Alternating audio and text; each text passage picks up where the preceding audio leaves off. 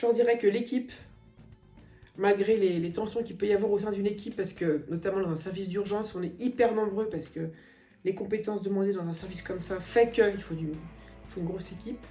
L'équipe, c'est quand même un élément source pour se soutenir les uns les autres. Peu importe avec qui, mais bon. Moi, clairement, je pense que j'aurais pas mes collègues avec qui je m'entends, je partirais, hein, c'est sûr. On a toujours un petit groupe, et d'ailleurs, il n'y a pas très longtemps, nos trames devaient être brassées, j'ai dit à mon chef, moi, il faut me laisser avec telle et telle personne, sinon ça sera difficile. Et nos chefs, pour ça, ils sont à l'écoute. Vraiment, quand tu sens que ça va pas, clairement, il faut pas attendre que ça n'aille vraiment, vraiment pas. Parce que c'est trop tard. Je pense que je fais partie des gens qui ont dépassé la limite, qui ont voulu traîner en pensant que oh, mais je suis balèze, je suis costaud, je suis le guéluron de l'équipe, j'ai jamais eu de soucis, j'amuse toujours la galerie, mais en fait, non. Tu peux vite déborder et être super mal et sous ta facette te fondre la gamelle. Hein. Nous, on se fait nos groupes de travail entre nous, hein, mais pour débriefer le monde. Et donc, quand on est au boulot, on fait des groupes, des groupes WhatsApp pour le boulot, des groupes Messenger pour le boulot, des groupes Snapchat, bon, j'exagère, mais bref, des groupes pour tout. Pour les plannings, pour organiser une bouffe de réveillon, pour organiser un départ, tout ça. Je pense que quand tu es en vacances, malgré tout, il faut pas regarder ces groupes. Parce que clairement, ça te pollue.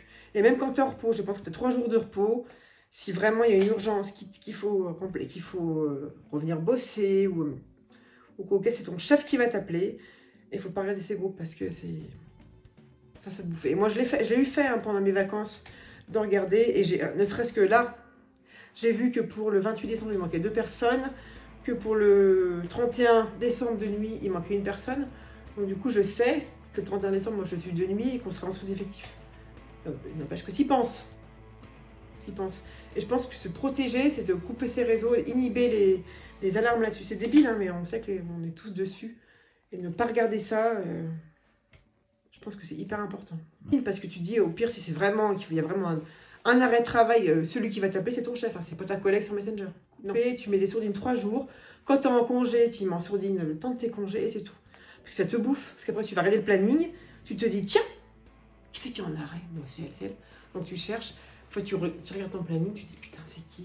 Qu'est-ce qui a pu lui arriver? En plus, c'est malsain parce que c'est un commérage, donc tu vas demander à l'autre, t'es au courant? Qui c'est qui est en arrêt? Qui c'est qui a fait ça? Mais qu'est-ce qui lui arrive? Elle est sur mon malade, c'est pour les fêtes, c'est encore un truc à la con. Mais peu importe, on s'en fout.